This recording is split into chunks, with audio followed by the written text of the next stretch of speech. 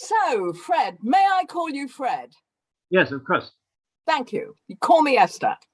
You have had such a fascinating life. It's very difficult for me to imagine what it must have been like for you. So can you tell me your story? Thank you for asking me. At the age of 15, were you aware of the huge threat that Hitler posed Jews like yourself? Well, Hitler obviously was already there since 1933 in Germany, as you probably know. And so we knew what was happening. We watched what's going on in Germany, and we were frightened, certainly not necessarily myself, but my family was very frightened of what he might do to Austria and Vienna in particular. We knew what was going to happen if Hitler came to us. It's very difficult for me to imagine what it was like in Vienna after the Anschluss. How much anti-Semitism did you see when you were living in Vienna? In the middle of the pavement, you would see the Nazis with a swastika on their arms, of course, shouting obscenities to Jews. I saw my grandmother scrubbing the floor of the pavement, together with other grandmothers, no doubt. That is something I can't get out of my head. Was that specifically to humiliate her? Exactly. The Germans humiliated us in every way they could. My father had a radio and gramophone shop. It was confiscated by the Nazis. And before that, you'd see Jewish, belonged to a Jew or whatever. And so everybody knew not to go in, because if they get photographed to go in, they might be in trouble. They knew that. So the business was just dead. Vienna has the most peculiar arrangements with houses. We had what they call through houses, or Durchhäuser in German. And it means that you came in from the street, walked through, and come out in another street. And we knew all those through houses because it was very important to know how to escape being chased. And chased we certainly were often enough. Were those just ordinary people who were chasing you and shouting obscenities at you? Were they just ordinary members of the Nazi Party, or were they soldiers or police? Young boys didn't necessarily belong to the Nazi Party, because you had to probably pay for being there, or I don't know what.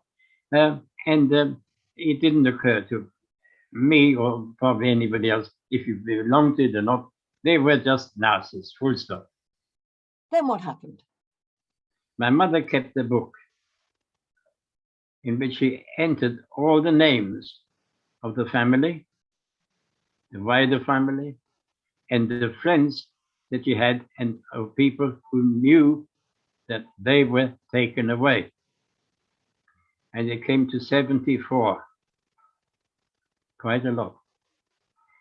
How did you get to England? A small ship just took us from Harwich to the Hook of Holland. Did you have any members of your family with you? No, not at that time. How old were you at that time? I was 15. So there you were on the train with other children, not knowing quite where you were going, but obviously understanding that you were escaping a terrible fate. How did you feel? Were you frightened? It's a good question. I wasn't exactly singing my way into bed. No, obviously I was frightened, but I wasn't one of the type of people who is that easily frightened. I use my brain as much as I can, and I always did from the beginning. And if you're frightened, you then do the wrong thing. You've got to actually see what's happening, who is after your soul, after your heart, and after you whatever, and deal with the subject as you think fit, which is what I did. Now, you and your father were actually interned, as so many were, as enemy aliens. What was that like? In March 1940, Winston Churchill announced all refugees as enemy aliens, using the now famous "colour the lot," which he regretted eventually. It became obvious that we, the internees, were the best friends England ever had.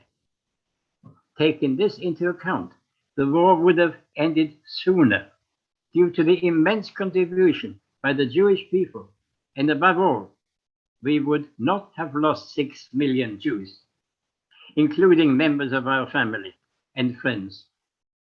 This surpassed all the inhumanity perpetrated in the whole of Jewish history. So what happened next? We were given the choice of staying in Britain, going to Canada, or Australia.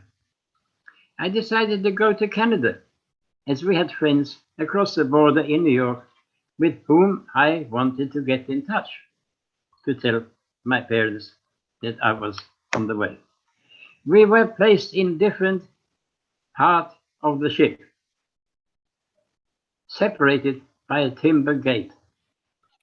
You chose to go to Canada, but that was quite a dangerous crossing because the Arandora Star had already been sunk. A day after we embarked on the Sobieski, we were followed by a German destroyer, with an English destroyer guarding our ships between us. The Germans gave up. We lost one of the engines and therefore took twice as long to sail to Canada. Arriving at the camp, more verbal abuse from German prisoners was our reception. We managed to ensure that we would wish to do our own cooking. I volunteered to be the waiter. I thought that being a waiter is tantamount to being needed by the internees and the cooks, as well as being sure of getting something to eat. I always remember the yellow cheese sandwiches, which kept us from being hungry. The internees were all given blue paper to write home. This was an international agreement. We were allowed 2 letters every 2 weeks. I wrote 1 letter to my parents and 1 to Otto Schaffer to wire my parents that I have arrived safely in Canada. I also received letters from my parents. Our last abode was in the Ile de Noir, the Nut Island, Camp N, on the river, occupied by captured Italian soldiers.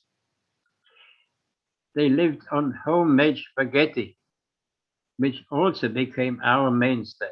We had to build our own huts, each housing 72 boys. I slept on slats with a horse blanket under and over me. It was minus 22 degrees centigrade in the winter.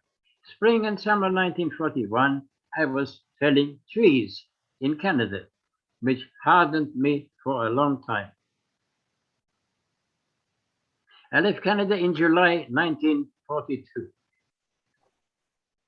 I bought a metal suitcase with 25 cents for every day of felling trees. I also bought pajamas, 2 shirts, and toothpaste. You can see how much I had with me. I didn't tell my parents I was coming home, as the ship, the Arandora Star, sank when going from UK to Canada, and I didn't want to worry them as I returned on the ship. I went to my parents' home in Berkhamsted, rang the bell. My mother opened the door.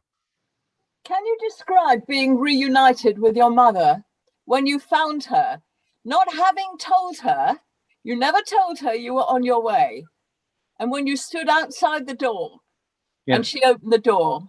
What did she say to you? How did she feel? That I remember exactly. The book is the boy is here.